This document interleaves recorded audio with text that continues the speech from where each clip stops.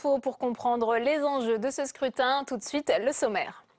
Les départements face au vieillissement de la population, comment les pouvoirs publics parviennent-ils à tirer profit de la silver economy? Reportage dans la Manche. Ils sont voisins mais inégaux. Les Hauts-de-Seine, un des départements les plus riches de France, côtoie la Seine-Saint-Denis, un des plus pauvres. Focus sur ces deux territoires franciliens que tout oppose. À 6 jours du scrutin, la campagne est-elle trop axée sur le Front National? C'est ce que pense l'ancien Premier ministre PS Jean-Marc Ayrault. On en parle dans le journal de campagne de Mickaël Zamès. Et au cœur de cette campagne pour les départementales, la prise en charge des personnes âgées, c'est une des compétences des départements.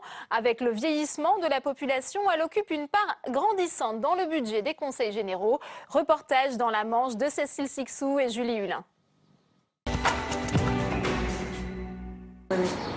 Ça va? Oui, c'est un beau matin, quoi. Ce matin, son premier arrêt, Béatrice le fait chez Raymonde. Dans son camion, chaque jour, elle embarque 7 personnes atteintes de la maladie d'Alzheimer. Direction l'EHPAD où ils sont accueillis pour la journée. Un relais, un soulagement pour les familles épuisées par la charge que représentent ses proches, mais qui souvent n'ont pas trouvé d'institution capable de les accueillir à temps complet. Le déficit en maison de retraite ou en structure d'accueil, style famille d'accueil, est quand même important. Et que la structure, maison de retraite coûte cher pour certaines familles. Cher pour les familles, mais aussi pour le département. En 2015, la Manche a consacré un quart de son budget aux personnes âgées, soit 135 millions d'euros, dont 20 millions d'euros pour l'APA, l'allocation personnalisée d'autonomie. Et cette dépense devrait encore augmenter, car si les plus de 65 ans sont 20% aujourd'hui, ils représenteront 40% en 2040. Le fait d'avoir un département côtier, d'avoir une qualité de vie qui est largement préservée, fait que nous attirons de la population âgée qui vient dans notre département pour y passer un certain nombre d'années. Un défi pour le département qui a déjà du mal à répondre à toutes les demandes. 25% de l'accueil est réalisé grâce à des initiatives privées. À 87 ans, Solange a quitté son appartement de Saint-Hilaire pour s'installer ici. Désormais, elle vit en autonomie dans une maison adaptée à ses besoins. Entrez. Bonjour. Bonjour, comment on va? Une solution qu'elle a préférée à la maison de retraite. Ici, elle est autonome, mais pas isolée. Ses voisins de la résidence veillent. Je suis pas toute seule. On est toute seule à faire quelque chose et puis tout, mais on n'est pas toute seule autrement. Parce qu'il y a les deux dames, là, ils vont s'occuper tout de suite de moi. Cette résidence privée qui a séduit Solange, c'est cet homme, Mark Underwood, qui l'a construite après avoir fait un constat dans la région. Il y a beaucoup de les gens qui habitent toutes seuls dans la campagne. Comme tout le monde, ils ont besoin de parler avec les gens, de passer du temps avec. Et avec cette structure ici, ça permet d'avoir un petit truc comme ça pour eux. Et la résidence se développe, de nouvelles maisons devraient bientôt sortir de terre. Le passage serait bien ici. Oui. Pour le maire de la commune aussi, l'installation de cette résidence est une aubaine. C'est très intéressant pour nous, collectivités, une commune, de voir que des privés viennent investir sur une commune. Naturellement, notre budget n'est pas impacté puisque ce n'est pas nous qui investissons, c'est carrément eux. Et tout en apportant une population qui va augmenter pour nous, c'est aussi très intéressant. Voir les personnes âgées comme une force et non plus comme un poids, le département de la Manche semble aussi en avoir pris conscience. Il a lancé un projet qui met en place une politique du bien vieillir. Cécile Sixou nous a rejoint sur ce plateau. Alors Cécile, vous revenez de ce département, la Manche, avec Julie Hulin. Pourquoi le département a-t-il mis en place cette politique du bien vieillir? Alors Delphine, le constat qu'a fait le Conseil général de la Manche, c'est qu'à 65 ans, on n'est pas forcément en état de dépendance. Les seniors, c'est aussi des personnes actives, c'est des gens qui consomment, qui utilisent Internet, qui participent à la vie associative. Bref, c'est une ressource et le département de la Manche est donc en train de revoir complètement sa politique pour répondre aux nouveaux besoins de cette population, sans oublier bien évidemment les personnes plus âgées au seuil de la dépendance. Alors quels sont les besoins en particulier ? Alors, ce que veulent les personnes âgées aujourd'hui, c'est vivre chez elles le plus longtemps possible. Le département mise donc sur des initiatives de maintien à domicile. Alors, en matière d'hébergement, tout d'abord, au lieu de créer de nouvelles places dans les maisons de retraite, il construit de plus en plus des petites résidences pour seniors, comme on l'a vu dans le reportage. L'autre piste, c'est d'adapter les habitats individuels. Alors, notamment grâce à des outils numériques, il existe par exemple de plus en plus d'objets connectés adaptés aux seniors, comme par exemple le capteur de chute ou le pilulier électronique pour éviter les oublis ou le surdosage. Il y a donc tout un marché pour les seniors qui se développe. Oui, Delphine, c'est ce qu'on appelle la silver economy. Le département de la Manche a bien compris l'intérêt de cette économie. Premièrement, elle va créer de la croissance parce que ça touche un peu tous les domaines, l'habitat, la sécurité, le transport, les loisirs. Et deuxièmement, ça va créer aussi des emplois. On estime que tous les ans, l'économie des seniors pourrait créer 10% d'emplois en plus dans le département. Merci beaucoup, Cécile. À l'est, la Seine-Saint-Denis, un bastion de gauche où les difficultés s'accumulent. À l'ouest, les Hauts-de-Seine, l'un des départements les plus riches de France, historiquement dirigé par la droite. Mais la réalité est-elle aussi caricaturale? Au quotidien, de quels moyens disposent les conseillers généraux? Jérémy Hartmann et Aurélien Idéal. À droite, les Hauts-de-Seine. À gauche, la Seine-Saint-Denis. Entre les deux, une frontière bien discrète. Donc là, vous êtes à la limite des deux départements, vous voyez, Saint-Ouen, Seine-Saint-Denis et Clichy-Hauts-de-Seine. Voilà. Mis à part cette proximité géographique, tout oppose ses frères ennemis. Le 92 est dirigé depuis toujours par la droite. Le 9-3 reste un bastion historique de la gauche. Riche à l'ouest, pauvre à l'est, le cliché à la vie dure. Si c'est une réalité pour les populations qui y habitent, c'est une erreur au regard des budgets de chaque conseil général. Avec 2,3 milliards d'euros, celui de Seine-Saint-Denis est plus riche que celui des Hauts-de-Seine, qui dispose d'une enveloppe d'1,9 milliard d'euros. Alors le 93 a-t-il plus d'argent que le 92 pour investir? Non, car en Seine-Saint-Denis, une grosse part du budget du Conseil général est dépensée dans les aides sociales distribuées aux plus démunis. Sur 2,3 milliards d'euros, c'est effectivement plus de 2 milliards qui sont pour le budget de fonctionnement et pour tout ce qui est, je dirais, service RSA, service RMI, c'est effectivement le plus gros budget. Après, il reste 300 millions d'euros pour effectivement réaliser les équipements publics, que ce soit les collèges, les PMI, les crèches ou bien des équipements sportifs. Un peu moins de 300 millions pour investir contre presque 600 millions dans les Hauts-de-Seine. Le Conseil général du 93 est parfois obligé de faire des choix. S'il a pu financer cette PMI flambant neuve à Épinay-sur-Seine, la commune va devoir financer seule le nouveau dojo qu'elle souhaite construire sur cet espace.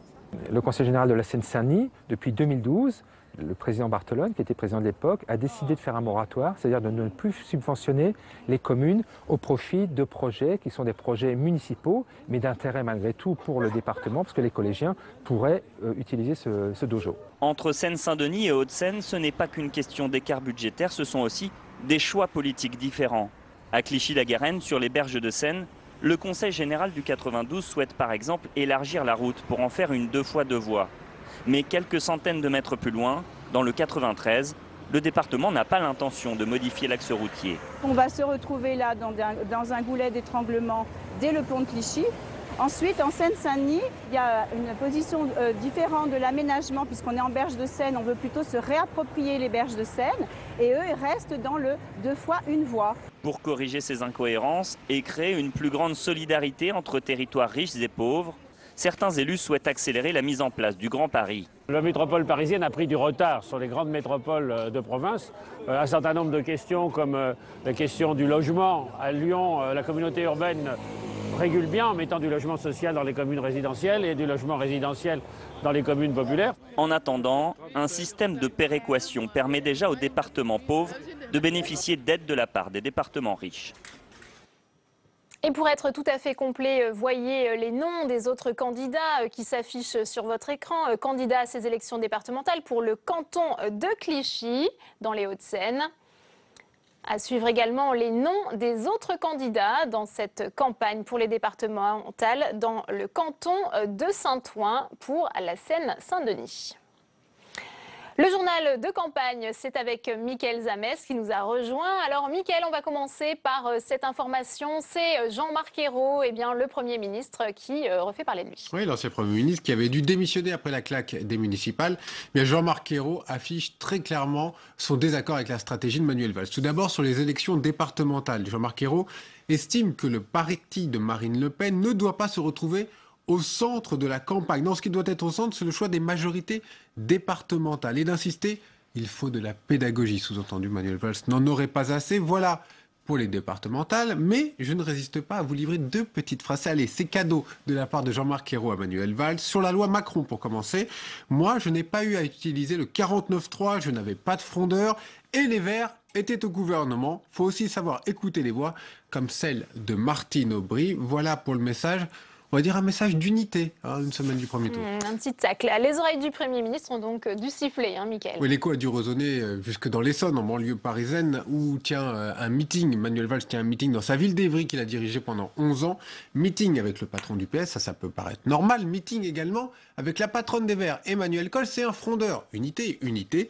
Décidément, le match, c'est peut-être dans l'Essonne qui va se jouer, parce que de ce côté-là, à quelques kilomètres, Nicolas Sarkozy lui tient aussi un meeting à Palaiseau, très précisément. L'Essonne est socialiste depuis 1998, mais pourrait aussi basculer à droite cette année. Mickaël, dans la dernière ligne droite, un nouveau sondage place le Front National en tête. Bon, on vous le répète, un sondage, c'est une photo à l'instant T, surtout quand il est fait au niveau national, alors qu'on vote pour des élections départementales. Mais là, il faut quand même en tenir compte. Sondage IFOP pour le Figaro européen qui donne le Front National en tête avec 30% des voix, suivi de l'UMP-UDI à 29%. La surprise, c'est la chute du Parti Socialiste qui est très loin derrière avec 19% des voix.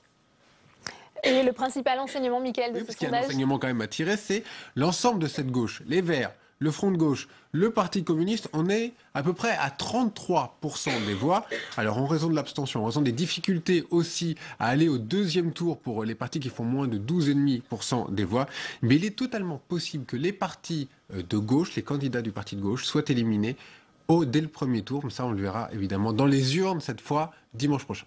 Merci beaucoup, Mickaël. Et tout de suite, c'est la revue de presse quotidienne régionale préparée ce soir par Pierre-Henri Gergonne. Bonjour à tous. Allez, j'en suis sûr, vous la connaissez, cette chanson, Les Petits Papiers. Eh bien, c'est sur cette mélodie, sans doute, que se sont activés les personnels des bureaux centralisateurs du département de la Manche. Ouest France nous apprend en effet que pour ce seul territoire, pas moins de 380 000 plis vont être pris en charge par la Poste. Alors, il a fallu préalablement, une à une, cacheter les enveloppes, mais surtout les remplir des documents de campagne des candidats. Un travail de titan confié au personnel communal, évidemment, mais également à des bénévoles, voire même des associations d'insertion. Dans ce même quotidien, cette analyse en demi-teinte de la parité, désormais obligatoire, vous le savez, elle émane d'Anne Dornano. Après 40 ans de carrière politique, l'actuelle vice-présidence du département du Calvados, eh bien, considère cette parité imposée comme peu flatteuse pour les intéressés. En plus, dit-elle, ça a été terriblement compliqué pour faire les choses et surtout d'expliquer, on a surtout cherché des femmes élues. Il aurait mieux valu chercher plus de femmes non élues. Des femmes, toujours. Le Télégramme de Brest nous apprend que le département du Finistère pourrait bien être rebaptisé Féministère, tant les femmes semblent y être en territoire de conquête. Entre Bernadette Malgorn à droite et Nathalie Sarabezol à gauche, la partie sera serrée. Une femme donc pourrait accéder à la présidence du Finistère, une performance encore très rare en France. Le quotidien, en effet, précise qu'on ne compte que 6 présidences féminines sur la centaine de départements français. Décidément, le département du Finistère se distingue. Son conseil général est à ce jour, aujourd'hui, le plus féminisé du pays et que c'est à Douarnenez, en 1924, qu'une femme fut élue conseillère municipale pour la première fois en France. Allez, un homme quand même, pour finir. Toujours dans le Télégramme d'ailleurs. Claudie Le Breton, président des Côtes d'Armor depuis 18 ans et de l'Association des départements de France depuis 11 ans, eh bien, il a choisi de tirer sa révérence. Après, vous le savez, une bataille homérique pour sauver les départements d'une disparition annoncée par les pouvoirs publics. La carrière politique de Claudie Le Breton est-elle pour autant terminée? Rien n'est moins sûr. C'est un vrai régionaliste, explique un parlementaire local. Aussi, les rumeurs d'une possible candidature aux élections régionales ne sont certainement pas pour lui déplaire. Mais Claudie Le Breton n'en est pas là. Je reste un militant socialiste jusqu'au bout et ça ne me gêne pas, dit-il, d'aller distribuer des tracts, répète à l'envi celui qui a adhéré au Parti socialiste en 1975. C'est la fin de ce journal des départementales. Pour le revoir, notre site publicsénat.fr. Très bonne suite des programmes sur Public Sénat.